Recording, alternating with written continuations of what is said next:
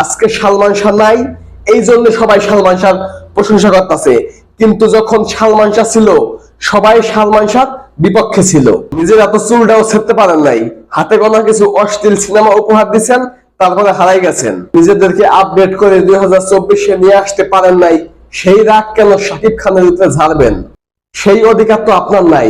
আপনি নিজেকে আপডেট করতে পারেন নাই, সেটা আপনার ব্যর্থতা, সেটা আপনার দোষ।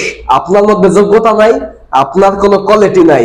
সাকিব আজ আছে, কাল থাকবে না। তবে সালমান যে রেকর্ড করে গেছে, হয়তো সাকিব এটা করতে পারবে না, কারণ সাকিব ওইভাবে তৈরি করতে পারেনি।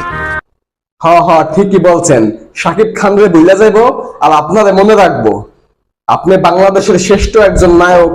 আপনি এত সুন্দর সুন্দর সিনেমা বাংলাদেশের দর্শকদেরকে উপহার দিচ্ছেন, আপনাকে তো মনে রাখতেই হবে। আর শাকিব খান কি করছে? শাকিব খান কোনো সিনেমাই করে নাই। শাকিব খানের বলার মতো কোনো সিনেমাই নাই যে তাকে মনে রাখতে হবে। আপনাকেই মনে রাখবে, কারণ আপনি সুপার ডুপার পর্নোগ্রাফি উপহার দিচ্ছেন মানুষকে। আপনি যে কটা সিনেমা করছেন, প্রত্যেকটা সিনেমা হচ্ছে নেকেড, একটিও সিনেমা না। আপনি যে এখন এসব উল্টাপাল্টা কথা বলতেছেন, গাঁজা খাইয়ে আইসা যে সব উল্টাপাল্টা কথা বলতেছেন, এগুলা বলতেছেন একমাত্র হিংসায়। আপনার সবচেয়ে বেশি হিংসা লাগে শাকিব খানের সাফল্যতে, আপনার সবচেয়ে বেশি জ্বলে। কারণ শাকিব খান আপনার সাথে কাজ করছিল সেকেন্ড রোল হিসাবে। সেই শাকিব খান আজকে সুপারস্টার, মেগা স্টার হয়ে গেছে, কিন্তু আপনি শাকিব খানের পায়ের যোগ্য এখন হবেন না। এই জন্য হিংসা থেকে আপনি সব উল্টাপাল্টা কথা বলতেছেন যে সালমান শাহকে মনে রাখবে, শাকিব খানকে মনে রাখবে না, শাকিব খানকে আজ আছে কাল থাকবে না, সালমান শাহ থেকে যাবে। আসলে আপনারা হচ্ছেন পাঁচ আটা দালাল। আজকে যদি সালমান শাহ বেঁচে থাকতো, কখনোই সালমান শাহর প্রশংসা আপনারা করতেন না। আজকে সালমান শাহ নাই, এই জন্য সবাই সালমান শাহর প্রশংসা করতেছে। কিন্তু যখন সালমান শাহ ছিল, সবাই সালমান শাহর বিপক্ষে ছিল।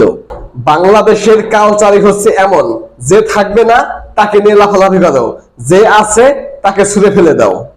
আপনাদের মতো অশ্লীল নায়কেরা কোনো চুল তো ছেড়তে পারেন নাই।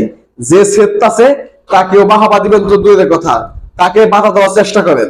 নিজের এত চুলটাও ছেড়তে পারেন নাই, হাতে গোনা কিছু অশ্লীল সিনেমা উপহার দিচ্ছেন, তারপরে হারাই গেছেন। কিন্তু যে উঠা গেছে, তার সাফল্যকে এখন আপনারা সহ্য করতে পারতেছেন না। সব সময় আপনার জ্বলে। শাকিব খানের সমসাময়িক যে নায়কগুলা আছে, তারা কেউ এখন নাই। তারা কেউ নিজেকে আপডেট করে 2024 সালে নিয়ে আসতে পারেনি। এটা পাচ্ছে একমাত্র শাকিব খান। শাকিব খানই একমাত্র সময়ের সাথে সাথে নিজেকে আপডেট করছে, এটা অন্য কেউ পারে নাই।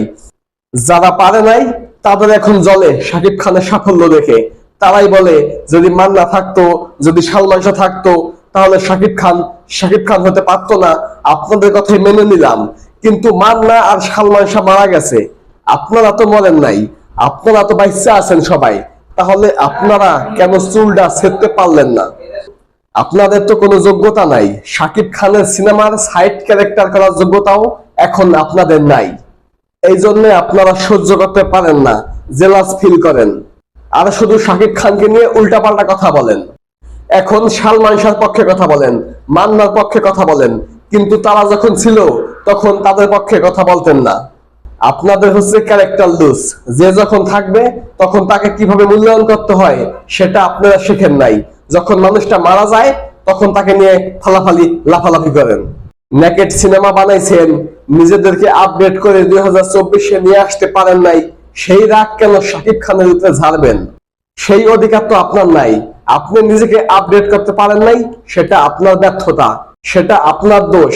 আপনার মধ্যে যোগ্যতা নাই, আপনার কোনো কোয়ালিটি নাই, এই জন্য আপনি পারেন নাই। আপনার মতো কিছু কিছু লোক আছে, শাকিব খানের সমসাময়িক যে নায়কগুলা আছে, মানে 90-এর দশকে যে নায়কগুলা আসছে, তারাই শাকিব খানকে নিয়ে সমালোচনা করে, অন্য কেউ করে না। হাতে গোনা দুই একজন বাদে সবাই একই অবস্থা। তো এসব গাঁজাখড়ি কথা বাদ দিয়া, গাঁজাখড়ি কথা ছাইড়া দিয়া চুপচাপ ঘরে কোনায় বসে থাকেন।